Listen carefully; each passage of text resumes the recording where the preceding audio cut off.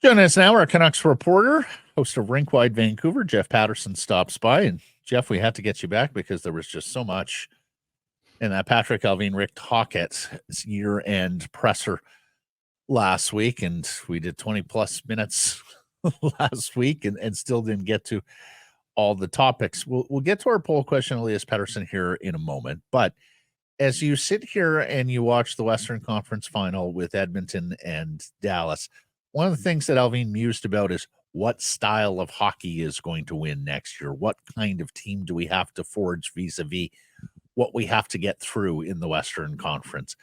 Do you think that they have to some degree, build a team that can get through the Edmonton Oilers, or is that too specific for you going forward? Yeah, I think that seems a little specific to me. The Dallas Stars are a wonderfully built team. They've done it, without super high draft picks, although Miro Heiskanen obviously was a top 5 pick. But otherwise, they've had a ton of success, both in the first and in some later rounds. They have gone deep in terms of their scoring. They've built up a defense core, and obviously they've got great goaltending. That looks like the model, but everybody can say they'd like that. It's a lot easier said than done. The Oilers obviously are top heavy. I mean, everybody knows that. And I think we're seeing that some of their flaws continue to be exposed here. Certainly the Canucks were able to chip away at them, and the Dallas Stars look like they have found some soft spots in that Edmonton lineup as well. So I don't think you're building anything to specifically defeat the Edmonton Oilers. As long as McDavid and Draisaitl are there and under contract, they're going to be a formidable foe. And we'll see if one year they can ultimately surround them with the right pieces. But I think it's important to remember, this is a Canucks team this year that won a Pacific Division that had 4 teams that were all well above 100 points. Like the Vegas Golden Knights were a wild card team, the defending Stanley Cup champs, and we know the sort of the issues they had as they navigated their season. But even at that, I mean, they were a wild card team that finished with 106 or 7 points. And that's why it's important to, nobody really talks about the Los Angeles Kings, but the pieces that they've got there, a couple other players, Doughty and Kopitar, are aging, but they've got some nice young pieces as well. I don't think the Kings are going anywhere. So, the Canucks are right now just in a cycle where I think the Pacific Division stands to be a tough division to win and ultimately to get out of.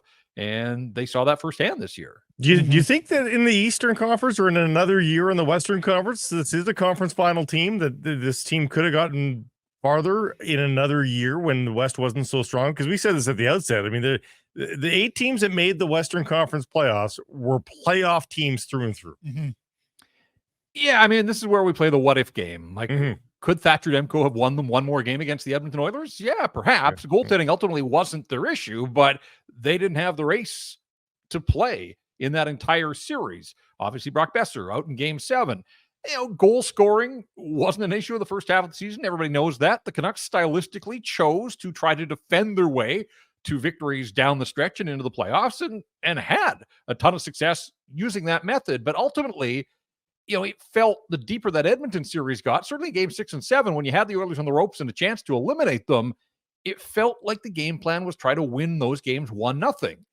Now, they eliminated Nashville with a 1-0 win. So maybe in their minds, that was the blueprint. But the minute the Oilers score, all of a sudden you need 2 goals now to win playoff hockey games. And we saw that late in the Edmonton series, offense was tough to come by. Now, power play could have cured some of that, and I have to think that is going to be an area of focus for the Vancouver Canucks through the offseason and into next year. They've got the component parts. That power play just has to dig in and be better ultimately. But I think that they're fooling themselves to some degree. We said throughout the season that scoring wingers were an issue, and then they traded one of the few that they had to Calgary to get Elias Lindholm, and they wanted to address the position down the middle. But goal-scoring wingers remain an issue for the Vancouver Canucks. And so ultimately, I think given the challenges they had with the injuries and just every team has warts in a salary cap era, it felt like the Canucks, some of them were underperforming players and ultimately just a lack of goal scoring from the wings. I kind of feel like pushing the second round to the limit to a Game 7 might have been as far as we truly could have expected this Vancouver Canuck team to go. That said, they boiled it down to one game, winner take all, to punch their ticket to the Western Conference Final. So yes, they were that close, but I do think they have to recognize that there were still some shortcomings that held this team back. And 100% right, Jeff. It's just when I hear Alvin talking about how he liked the three centermen and they got within a game of advancing through Edmonton because they had that depth in the middle, because they were able to match up defensively. And so I think they really liked that arrangement. And yet, can you play that arrangement and still have enough cap space? Because that's going to mean keeping Elias Lindholm or finding another good centerman. Can you play that arrangement and still have the cap space to add the sorely needed winger? Right. And that to finish some of those chances. That seems like the $8 million question here.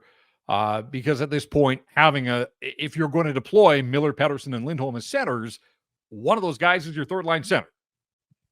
You know, is it a struggling Elias Pettersson? Are you going to have a nearly $12 million third line center? The economics don't really add up there. I certainly hope. And I mean, that is the biggest. It doesn't matter what the Vancouver Canucks do the offseason. Getting Elias Pettersson back to star form is the most important thing for this organization moving forward. But, you know, Elias Lindholm provided value in the playoffs. Like, he was good for them in the playoffs, produced offense, killed penalties, took faceoffs, did all the things that you wanted from Elias Lindholm.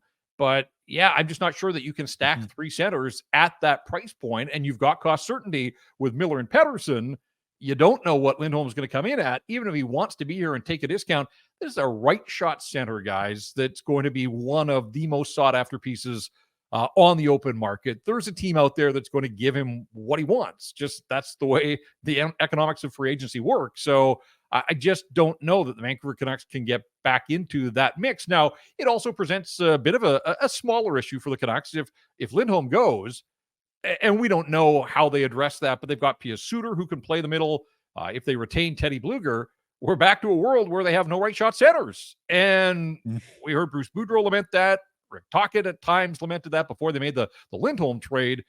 Nils Aman is a center, but he's a left shot guy as well and isn't particularly good on faceoff. So, I just think from a coaching standpoint, you want flexibility. If you're building the optimal lineup, you wouldn't have a pitching staff of all righties. You just wouldn't do that. And this is the big leagues. Like, I think that was a flaw in the way that they worked for a couple of seasons. And so again, just something to be mindful of as they move forward here. If Lindholm doesn't come back, they're going to be back to a point where they've got nothing but left-handed centermen. And on the center front, like, you look at LA and how they built. They added Dubois, and they didn't get enough out of Dubois, but they were 1, 2, 3 down the middle. You look at Vegas and how good they were in their cup year. They had 3 exceptional centermen, and then in this playoff format, you're probably going to have to get through 2 divisional teams, right? Each and every year. So I can understand why Alvin's thinking, struggling with, do we have to redeploy the assets that we otherwise would take and use at center and put on the wing after what was a glaring problem for them? And yet it's a little bit, to steal one of Tocchet's phrases, robbing Peter to pay Paul here. Because if you get weaker in the middle, this is a difficult division to match up with at center ice. Jeff, Rick Tocchet admitted that he needs to adapt a little bit to find more offense and be better in open play, if you will, and in transition. But with that said, how much of what we saw with Elias Pettersson, because the timing is almost exact of when his struggles started and when really the defensive tactics of Rick Tocchet, started to solidify. How would you quantify the percentage of the system impeding Elias Pettersson versus just Elias Pettersson's own self struggles? Why, 5-on-5, it may have had some, but there's no excuse for this power play. Like, they all should have been able to jack their point totals just based on a power play being somewhat productive. And, when Elias Pettersson skated out of Pittsburgh in mid-January in the midst of that run where he and Sam Reinhart led the National Hockey League with 14 goals in the month of January, guys, like, it's May. January's not that long ago, and Elias Pettersson led the National Hockey League, or at least shared the NHL league lead in goals. Like, he's done it. It's there. He's got to figure out where it went and why it went away. They've got to surround him with better players, there's no doubt. But for all the 5-on-5 struggles, there are no excuses for that power play not being more productive, and ultimately it could have been the difference maker. So there are factors, without a doubt. The fact that they continued to roll Pettersson out there with Ilya Mikheyev, it feels criminal to some degree. Nils Höglander had an incredible season, but so much of his pop came early as a bottom line guy. When he played higher in the lineup and into the playoffs, even he struggled a little bit. Like, there just wasn't a ton of chemistry with Pettersson and Höglander, even though it felt like the coach was trying to force that, but he didn't have a lot of options, obviously. So, look, Pettersson was on pace for 111 points in the middle of January, clearly didn't get there. Quinn Hughes was on pace for a 100-point season and should have got there too if that power play had been a little bit better. But, JT Miller got to 100 points in this system under Rick Tocchet. Now, he and Besser obviously were in lockstep all season long, and he had a finisher there, but, it didn't hold JT back. I'm not sure that you can say the system itself was responsible for the downfall of Elias Pettersson. Speaking of, we'll ask you the poll question, Jeff. Is there any part of you that thinks an Elias Pettersson trade is coming this summer? I don't feel it. I just think you work so hard to unearth these kinds of players. This is a 25-year-old who's better than a point a game in his NHL career of over 400 games. So we're not talking about a season or two. He's played 5 full seasons, and he had the one that was cut short where he was limited to 26 games. He has bounced back before. He had the wrist injury. They shut him down. He comes back. He becomes a 102-point player a couple of years later. I do think, we've talked about this, he's a perfectionist, and I do think that this is going to eat away at him, and the fact that people are doubting him now. Is the noise level going to go up because the expectations are going to go up? Yes, absolutely. That comes with the territory of being, the highest paid player in the history of the franchise. But I do think he is driven to get back. And as I said, it was there. And, I was just looking at his season the other day, guys, and I had forgotten. Like, he had 19 points in the first 10 games. He was the first player in the NHL to get to 25 points this past season. Like, he got off to an incredible start. And then there was a little bit of a dip, and then there was that January. It was the third star of the month and had 14 goals and 21 points in 13 games. So it's there, and he's just got to figure out, was the knee that much of an issue? Is the knee a smokescreen? Was it the teammates, the line mates, whatever the case? But, you've made this investment as an organization in him and committed to him. I do think it would serve them well to find him a lot better line mates than he was forced to play with for much of the second half of this season. I can't relate to the contract being a distraction. Waiting to sign a contract of that magnitude, that wouldn't stress me out. That would only excite me and energize me. But did the contract play a role in this, do you think? I think at the time, that press conference on that Saturday morning to announce, he talked about the noise and the fact that, I do think that there was all that chatter that maybe led him to making the decision because for the longest time, it looked like he did want to punt until the end of the season. Something happened. And I'm with you. Like, if he feels that like they broke him to sign this contract, he's getting $92.8 million out of it. He'll be okay in the long run that way. But, back to your question, Matt, about considering a trade, I don't see it. And I recognize the situation. I'm not here to defend his playoff performance at all. That was unacceptable. He was in uniform on a nightly basis. They needed more from him, and he didn't deliver. So, but it feels like it would be a rash decision. Again, you work hard to get these types of players. I think it's a pretty small list over the history of hockey where 25-year-olds with a 102-point season on their resume are being dealt, and I doubt you win many of those types of trades in the long run. So I get Jim Rutherford and his impatience, and I know what Tocchet said about having to sort of toughen up and play through things, through it all. When this guy is on, he is one of the best players in the National Hockey League. They just need to figure out how to get him back and to be on a nightly basis moving forwards here to be a difference maker for the Vancouver Canucks. Of course, it was a offer or interest, and we'll never know how genuine it is, from the Carolina Hurricanes that was reported as one of the reasons why Pettersson got to the bargaining table when he did this past season, despite saying for all those months, wait till after the season. Carolina being connected with the Vancouver Canucks again here, Jeff. Jesperi Kotkaniemi, Martin Necas, what do you think? Do you think there's the opportunity for these two sides to get together on a deal, whether it's Pettersson, whether it's Roenick, whether it's beyond those two players?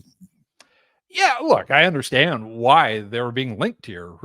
And Carolina, for all the praise that organization has received over really the last decade as one of the best run and managed groups and best coached groups with Rod Brind'Amour, they fall short every year. They just do. And maybe it is time that they step back and try to figure things out. And they're going through a management change. And so a lot of times we'll see a new manager come in and try and put a stamp on a team and make a splash. But we also know that, this isn't a team that just does things flippantly. That's not how the Carolina Hurricanes operate. And so, if they're moving off a player, I think it's fair to wonder why, to make sure that you do your homework there. Look, Martin Necas is an explosive player. He's a flashy guy, but he took a big step back this year. Like, he was a 71-point player a year ago, and it looked like that was going to be the breakout season.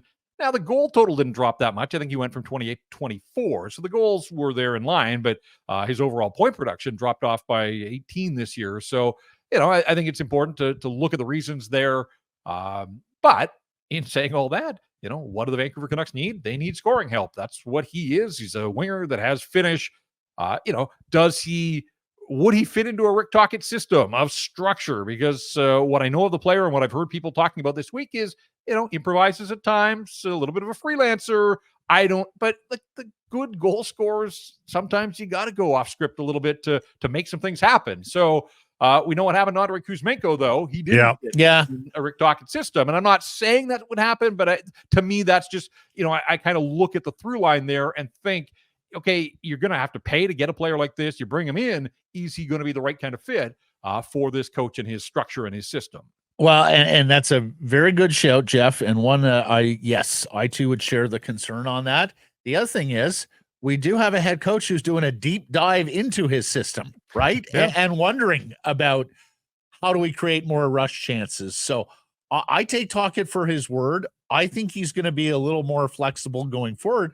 Frankly, there's a part of me that wonders whether Kuzmenko might succeed in Tocchet 2.0 if it's coming this fall. But I think that's something that Rick Tocchet is going to have to relent on a little bit going forward. And it sounds like he's already there in terms of having the discussion and with himself, the self-evaluation. Do you guys remember how many goals Kuzmenko had as a Calgary Flame?